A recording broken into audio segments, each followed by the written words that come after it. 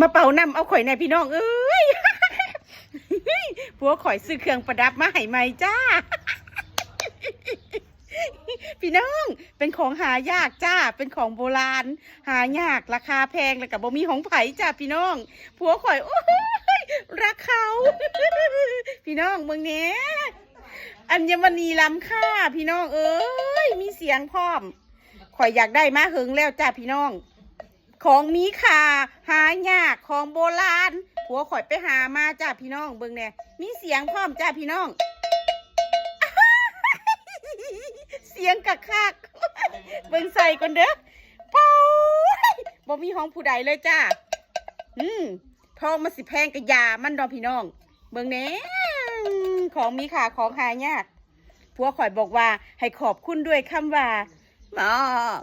มอ